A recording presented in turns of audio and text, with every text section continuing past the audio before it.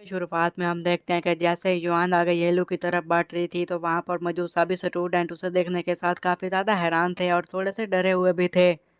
अब वो आगे बढ़ती है और जैसे ही वहाँ पर पहुँची थी तो देखने के साथ येलो से यही कह रहा था कि हेलो। तो इसी के साथ युआन आगे बढ़कर उसे पकड़कर अपने साथ चिपका लेती है और उसे यही कह रही थी कि मेरे भाई तुम यहाँ पर हो। और वहाँ पर मौजूद अब सारे लोग सैल्यूट करने लग गए थे क्योंकि उन्हें पता चल गया था कि ये लोग कोई आम नहीं बल्कि उनका यंग मास्टर है। फिर जुआन आगे बढ़ दिया उसे ये कह रही थी कि वेल तुम मुझे उस जगह पर लेकर जाओ जहाँ तुम रहते हो। तो ये सुनने के साथ येलू चिल्लाकर यही कह रहा था कि ये तो सीधे से ही डायरेक्टली मुझे कह रही है कि मुझे अपनी जगह पर लेकर चलो। तो तभी हम उसके घर का रूम देखते हैं जिसके अंदर वो रहा करता था। अब अपने रूम के अंदर ले जाने के बाद वो उसे यही कह रहा था कि मेरा घर टूटा हुआ है और यहाँ पर कुछ ऐसा खास नहीं है जो तुम्हें देखना चाहिए।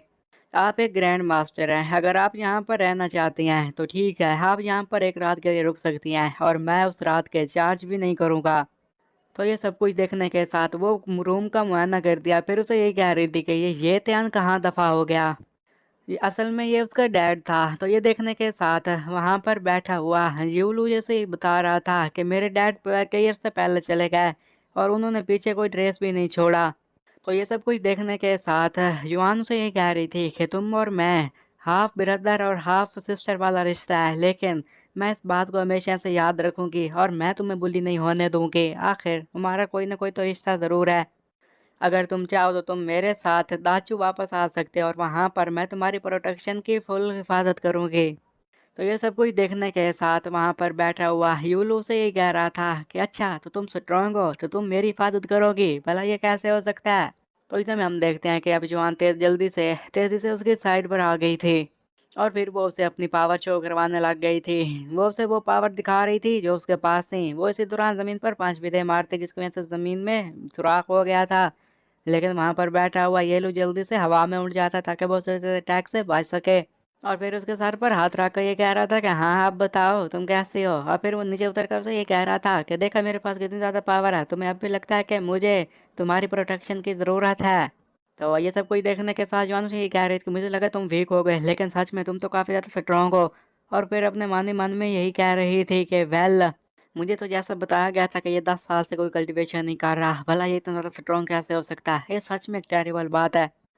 फिर वो अपनी कहानी सुनाने लग गया था। उसे ये कह रहा था कि वेल मैं चाहता हूँ कि मैं हर किसी के साथ कम्युनिकेट करूँ, लेकिन यहाँ पर मुझे एक ऑर्डिनरी पर्सन जाना जाता है और मैं नहीं चाहता कि लोग मेरे काफ़ी ज़्यादा करीब रहें। उसकी आंखों में आंसू थे और वो रोते हुए तो यही कह रहा था कि मैं चाहता हूँ कि लोग मुझसे डिस्टेंस पर रहें। क्या तुम मेरी बात अच्छे से समझ पा रही हो ना मैं क्या कहना चाहता हूँ। तो ये सुनने के साथ जुआन से ये कह रही थी कि वेल मैं अब जान चुकी हूँ तुम सच में मेरे ही भाई हो। पहले तो मुझे थोड़ा बहुत सा शक था, लेकिन अब मुझे कन्फर्म हो चुका है तुम्हारी बातें सुनने के बाद। और उसे ये कह रही थी कि वेल तुम अपना सामान पैक कर लो, मैं चाहती हूँ कि तुम मेरे साथ चलो। तो इसके साथ वो उसे ये कह रहा था कि सच में तुम मुझे अपने साथ लेकर जाना चाहती हो, तुम जानते हो ना कि मेरी यहाँ पर क्या औकात थी। तो वो तो यही कहती है कि वेल मैं चाहती हूँ कि तुम एक अच्छे लड़के बनो और इसके साथ साथ मैं ये भी चाहती हूँ कि तुम आगे जाकर एक आर्मी को लीड करो, तुम एक जनरल बनो। तो इस पर वो ये कह रहा था कि मुझे जनरल नहीं बनना, मैं यहाँ पर रुकूंगा क्योंकि मुझे एक यहाँ पर बैठ को कंप्लीट करना है। यहाँ पर एक ऐसा मास्टर पाया जाता है जिसने मुझे कहा था कि वेल अगर मैं उसे ये दिखा दूँ कि मैं कितना ज़्यादा स्ट्रॉन्ग हूँ तो वो मुझे डिसिपल के तौर पर एक्सेप्ट कर लेगा। बस मुझे उतना ही स्ट्रॉन्ग बनना है ताकि वो मुझे वहाँ पर एक्सेप्ट कर सके, मुझे इसके अलावा और कुछ नहीं चाहिए। और मुझे सब कुछ करना होगा ताकि फिर मुझे मुझे ह्यूमिलेट ना कर सके। मेरी यहाँ पर एक दोस्त है और मैं उसके साथ फ्रेंडशिप को निभाना चाहता हूँ। मैं वीक था तो इसलिए लोग मुझे उससे मिलने नहीं देते थे। असल में ये वहाँ पर केशियन की बात कर रहा था। उसका ये फेस देखने के साथ उसकी बहन जुआन से ये कह रही थी कि वेल तुम्हें ऐसा फेस बनाने की कोई ज़रूरत नहीं है, तुम बहुत ज़्यादा अगली दिख रहे हो, तुम वैसा ही ठीक हो। तो ये सब कुछ देखने के साथ वहाँ पर खड़ा हुआ। अब ये लोग अपने मन ही मन में ये कह रहे अगर बाहर आर्मी ना होती तो मैं तुम्हें अच्छा मज़ा सिखाता। अब वो दोनों अब रूम से बाहर आ गए थे और बाहर आने के साथ ही वहाँ पर खड़ी हुई युवान उसे यही बता रही थी कि वेल अब तुम यहीं पर रुकना चाहते हो तो ठीक है तुम यहीं पर रुको क्योंकि मैं तुम्हें अपने साथ ले जाने के लिए फोर्स नहीं कर सकती। तो ठीक है मैं वापस जाऊँ कि तुम्हारी बहनों को बता दूँगी तुम कहाँ पर रहते हो, तो हो सकता है कि वो भी तुमसे मिलने के लिए यहाँ पर आ जाएँ। तो ये सब कुछ देखने के लिए वहाँ पर खड़ा हुआ ये लोग से ये कह रहा था कि वेल मुझे बता सकते हो कि मेरी टोटल कितनी बहनें हैं। तो इस पर वो यही बता रही थी कि तुम्हारी पूरी 6 बहनें हैं और मैं तुम्हारी छठी सिस्टर हूँ। तो वो हैरान हो गया था कि क्या 6 बहन हैं, तो ये सुनने के साथ वो ये कह रहे थे तुम किससे डर रहे हो? तो वो कहता है कि नहीं, नहीं मैं किससे नहीं डर रहा, मैं तो वैसे बात कर रहा था। अगर वो तुम जैसी बुरी नहीं है तो तब तक तो मैं बिल्कुल ठीक रहूँगा। तो ये सब कुछ सुनने के साथ वो उसके कान में जाकर ये कह रही थी कि मैं तुम्हें एक सीक्रेट बताना चाहती हूँ, शायद तुम्हें पता नहीं कि मैं उन सभी में से सबसे ज़्यादा वास्ट हूँ। ये सुनने के साथ उसके होश उड़ गए थे और ये कह रहा था कि आपके कहने का क्या मतलब? तो वो तो ये कह रही थी कि मैं सबसे ज़्यादा फ़ास्ट हूँ, लेकिन मैं एक प्रॉमिस करती हूँ कि जो कोई भी तुम्हें बुली करेगा, मैं उसे समझ सिखाऊँगी। तो इसलिए तुम इस बात की टेंशन मत लेना कि कोई तुम्हें यहाँ पर आकर नुकसान करे या फिर कोई नुकसान पहुँचाए। दूर खड़ा हुआ अब फैंग ये सब कुछ सुन रहा था, उसके होश उड़ जाते हैं। वो ये कह रहा था कि हाँ, हाँ, आपने जैसा कहा, इसे यहाँ पर कोई तंग नहीं करेगा। अब वहाँ से जाते हुए जुआन उसे ये कह रही थी कि वेल अगर यहाँ पर तुम्हारी सारी बातें अच्छे से सेटल हो जाएँ, तो तुम दाचू आ सकते हो, वहाँ पर आकर मुझसे मिल लेना। तो अब उसके जाने के साथ ही वहाँ पर खड़ा हुआ जेलू यही कह रहा था कि ये तो सब में से ज़्यादा वीकेस्ट है। पता नहीं मेरी बाकी 5 बहनें किस तरह होंगी और वो मेरे साथ कैसा बिहेव करेंगी।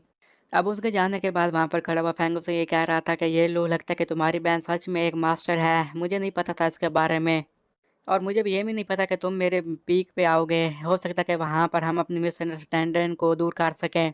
तो इस पर वो मुस्कुराते तो ये कह रहा था कि वेल तुमने जो 10 साल पहले मेरे साथ बहुत ज़्यादा बुरा किया था, उसका क्या? क्या तुम उसे भूल जाओगे? तो वो कह रहा था कि हाँ, हाँ, तुमने सही कहा, मैं उसे भूल जाऊँगा।